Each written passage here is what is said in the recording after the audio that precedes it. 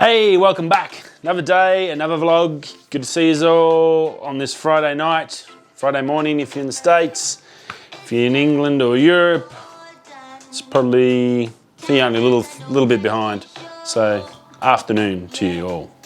Good to see you all again. Great to have you coming to visit me. Again, CES, top of the wazza. It's still big things happening, some stuff there that I hadn't seen from yesterday. Still picking up. Obviously they're going through the big stuff first, and then they're going back through and going through all the little guys. But yeah, still some very trick stuff to see and do. Probably get straight into that, I'd say, and give you a bit of a CES update. Rightio, the Acer Concept D Ezel Pro, little laptop. Well, it's not a little one, it's a 15.6 inch laptop, and it's a pretty powerful unit. Got all the good gear in it. Quadro RTX 5000, 2 terabyte storage, Intel Xeon processors, so like a fair bit of grunt in it. Built really for sort of high level or big time creators and stuff like that. Got some really good features. The main one being a multi-position 4K touchscreen. When I mean multi, so you've got your normal back of your laptop that sort of sits up like this. This all has I think it's like a 3 or a 4-way pivot screen, so it can go down, it can come up and then out, it can go slow down and all that. So you can basically put the screen on multiple angles. So very, very cool. It took them 2 years to work out the hinges on it to get that right. So that's why you haven't seen it as such yet. So if you're one of those guys that's portability, I guess that's going to be really important too when you're on a plane. If you need to get that angle, there's not much room on any plane unless you're in business class. And not many companies nowadays are even affording that. So economy, you get a little laptop, you get it here, and if you can get that screen so your neck's not cranked in the wrong spot, that's going to be an awesome for you, A, to get your work done. It's going to be a bit more comfortable and easy to do, and B, when you get to the other end, you're not going to have a cracking sore neck and not tired or fatigued when you go into whatever meeting or stuff you're doing. So that looks pretty good. Now also on top of that, they've put a ceramic coating over the aluminium body. So we've seen the greys, the space greys. This was a white. I don't know why aluminium computers don't have anodized colors like your reds and stuff like you see on car parts, the bright colors. I think that'd be good. I think it's time for some different colors. Especially anodized, they look really trick. The reds and the blues look really, and the yellows look really nice on aluminium. So, but this had a ceramic coating in white, and that's a scratch proof. So that's really important in that regard. So it, I think it's there basically to stop scratches and give you a bit more of a lifetime's worth of work out of it. So yeah, really cool. Not a bad bit of kit. It's not going to be a cheap unit. They're looking at $4,000 US. So yeah, it's up there with the MacBook Pros. As I said, it's got all the good gear in it. It's not a base level or like a uni level laptop. It's a high-end sort of a worker's laptop, and definitely we should see it second half of the year, I think they said. I had notes there. I think it's about second half of the year they're looking to bring it out. But yeah, has been delayed because of that the springs and the hinges, the multi-hinge. But it was pretty smooth. It was moving up and down like that, and all sat in the right spot. How long that'll last? Obviously, they've done a fair bit of work to make sure it works okay, so it should be pretty good. Next one was a really good one, and I think it'll have actually a fair bit of options in mining. Bosch brought it out. It's a LED sun visor. So basically, you've got your sun visors come down to block the sun, but when they either block out everything and you can't see anything, or you sort of just put it up so you can just constantly adjust it so that just sun's blocked out and then you can see the road.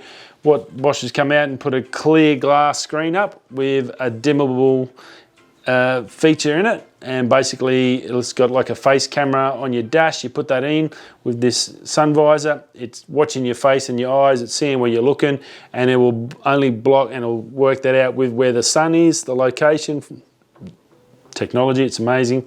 And then just block out your point of vision, or wherever your field of vision is. It'll block out only those areas on the sun visor, so the rest of your areas around are clear and you still won't get that sun. So you can just drive along cool as bananas and no dramas, no sun, won't be like this. So I thought that was brilliant, brilliant, smart, and it's probably not going to be super mega expensive. Only drama is putting that camera in and then how accurate that's going to be with different of people heights and seat locations and stuff like that, how it adjusts. We have like a safety system in our mine trucks that detects people's eyes, and so they don't fall asleep when they're driving the trucks for 12 hours, and that constantly plays up, and yeah, it's a bit of a pain in the butt, really. It's a good idea, but it's very hard to implement with all different people's and where they sit. You sort of have that one sensor that fixes it, does it all. So it's very tricky, but again, a good idea. Hopefully they can get it right, and with technology the way it's going, with sensors, I think they need to maybe put the cameras in the sun visor so it's got more of a chance to get you and not on the dash. I don't think too many people are going to drill a hole in a Mercedes-Benz dash to put a thing in for a sun visor. But I think it'll actually be pretty cool to try out in the mining industry. I think they'd be definitely interested in trying that out. Rivian electric truck.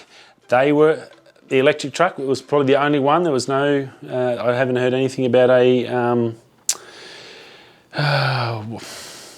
just had a big mental blank. The Rivian trucks rocked up to CES. That was really good. That's due out this year. Tesla is the word I'm trying to think of. The Tesla truck, nowhere to be seen, but the Rivian is there. It looks like it's ready to go. They've been working hard in the last 12 months to try and get it ready for this year. Looks like they've got all their ducks in a row.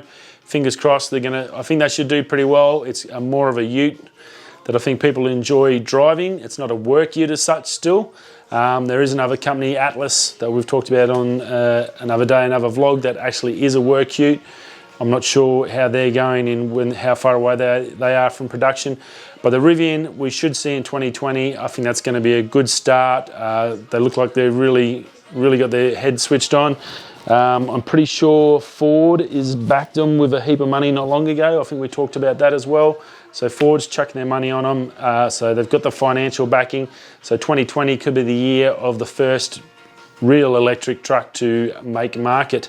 And then which won't be too bad. It'd be good to have someone in there that's ready to go. You don't want to come out and it just fall to bits like a Samsung Fold and have to be recalled and all the dramas.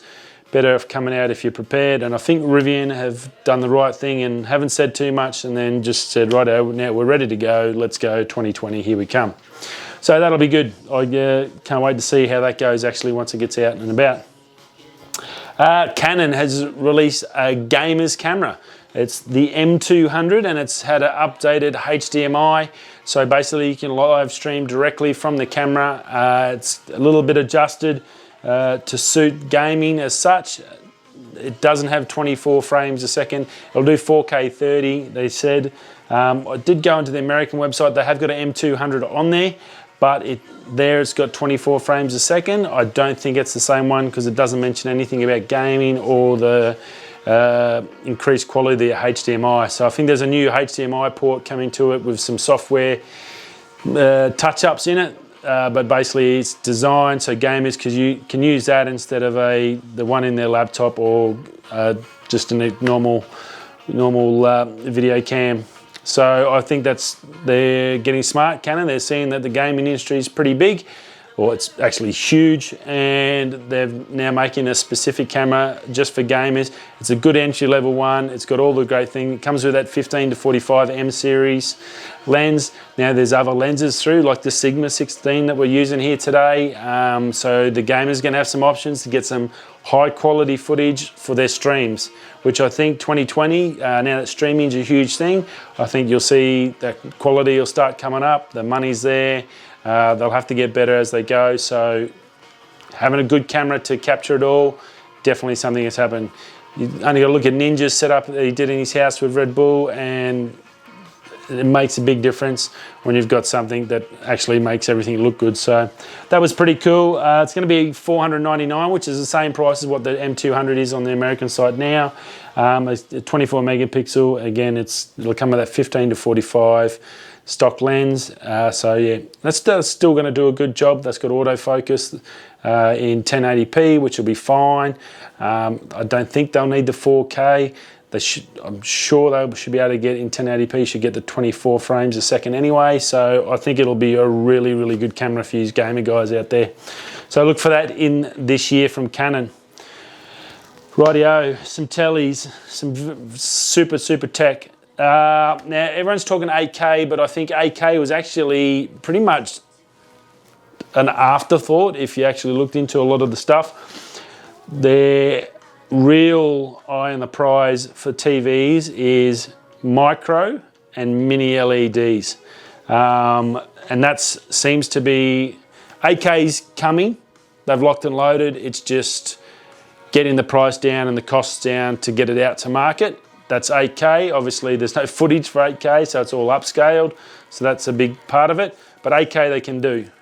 What they're looking at now is not that 8K, but this mini LED and micro LED. And basically, it's just a smaller format of the LEDs than you have in the current screens. And with micro being the Supremo. Basically, mini LEDs comes down smaller, so you got more LEDs per pixel, I guess, so you get better colors, better blacks, better darks, better contrast, all that sort of stuff. With the micro LEDs comes out even more, but how that is done is basically you get a panel of micro LEDs, and you get all these panels and you stick them all together to make up whatever size TV you have. That micro LED is one LED per color or per pixel, I think it is the way it goes. So just huge amounts. The quality is amazing. The tricky part is, when they install these micro LEDs, it's got to be done super precise, so it costs a fortune to make them currently. That's the big cost. And B is when they bolt these panels together to make a la the 300-inch telly that Samsung done. I think, who else had a big one there? LEG had a big one. There was another one, I think Hisense had a 200-inch one there as well. They're saying that the panel joins have to be precisely butted together, otherwise you'll see the joins in the telly. So you need basically a certified installer to install your telly, but you can have a 200-inch telly in a one-bedroom apartment in the middle of New York, and they just carry them up, and they just get to bolt them onto your wall. So you don't have to worry about cranes, lifting roofs off houses, and all that crap that the old big tellies that we used to have. It's all going to turn into panels. 5 to 10 years, they're saying. Panels, bolt them together. You want an 8K TV? No worries, mate. Bang, there's your 8K TV. Catch you later. We're out. And Smicko, picture perfect. Hisense. So that's the big thing that they actually are talking about. 8K is pretty much, we can already do it, so it's done and dusted. So they're moving on from that, and they're moving to the next thing, which is this thing. And you get 8K out of these. I think they had a couple there. One was a 4K, and that was just a smaller set of panels, and that's basically all it is. Hisense has a sonic laser TV. So this was pretty cool. They already have a two laser TV out. You have a little projector that shoots two lasers to a set screen. Super crystal clear image, really good. They've incorporated a sonic side of that now. So the screen has 3 lasers.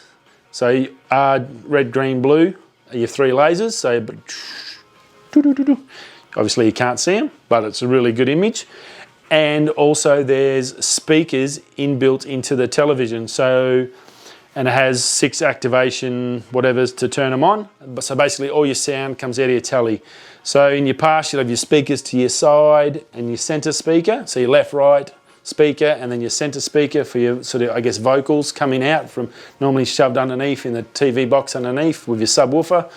Well, they're saying with the coming out of your telly, you're looking at your telly and the voices are coming out of the telly. So they reckon it's a lot more realistic and a lot better quality sound coming out. Drops down to 40 hertz, so that it's nearly as, you don't need much bass either. So if you just look after a standard telly, they're saying this thing sounds really, really good and very, very cool. So different way to look at your sound for your tellies. And obviously they've already done this laser thing. So Hisense, big Chinese company, they're getting bigger, the quality's better. Definitely worth looking at if you're looking for a new telly. They've got some great tech out there. They've got 8Ks, they've got all this micro LEDs and all that as well. This was another option that they're sort of another variety they're looking at and a different flavour. The TCL, another big Chinese guys. There's three big Chinese guys we're going to talk about, and they're the new guys in tech. They're the new LG, the new sort of that scenario. TCL had a mini LED 8K TV 8 series. That's coming out in second half of the year. They also had a micro LED 4K as well. That's only a prototype. That looked really good. Again, as I said, the micro LEDs super mega expensive.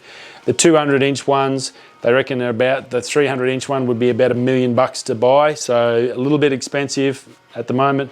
But that mini LED from TCL 8K TV in the second half of the year, if you can hold off for 6 months, definitely worth the coin. It's going to be cheaper than a Sony, an LG, Samsung, all that. It's going to be definitely cheaper than that as an 8K. So whatever they are, maybe 10 grand. This might be the 6 to 7 grand, but they reckon it's going to be just as good. TCL are shooting up. All these three Chinese guys, the quality's going up. They are definitely worth checking out. So second half of the year, they're going to have their 8K TV out. Definitely worthwhile sussing that one out if you can wait. Konka. Konka, again another Chinese company. They've made tellies and then sold them to be rebranded by other people. Now they've gone out, this year come out and they've come in hard. They've got all the gear that all the rest have, and they've got micro LED coming out as well, and they're going to be big this year. If you see them on sale, definitely worthwhile looking at it because they will be cheaper and the quality is probably going to be just as good and probably worthwhile having a crack at.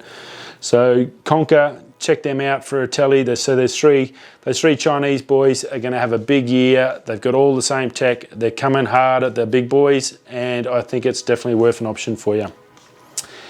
LG, this was a bit of a funny one. My last one for you is for the tech side. It's pretty funny. Probably not in the States. It probably actually means a bit of logical sense. They have your fridges, new fridges with the see-through glass and all that. They had all that there. They have a inbuilt wall plant.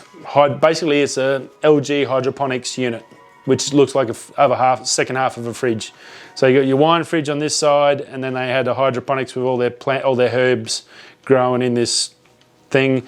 It's each levels, custom temperatures, custom water settings, nutrients, all that. You just plumb that all in and it does it all digital style. I think it's pretty funny because I can just see the first time some house gets raided and this LG fridge has got a stack full of marijuana trees in it in the States, with 11 states now legal. I can see this now getting used by some high class dude putting their weed in there. It'll be pretty funny, I think. But LG, why not? They're getting into it. Pretty smart. For you guru chefs out there, the guru chefs, I'm sure will have it. Imagine that, fresh herbs behind you. You don't have to walk out to a garden. You've got them growing in your kitchen. Need some parsley? 2 secs. Trim, trim, trim. Straight in the bowl, fresher than you could poke a stick at. So, very cool. I thought I'd chuck that in there. Obviously not a normal tech thing, but I'm trying to look for those little other things there for you.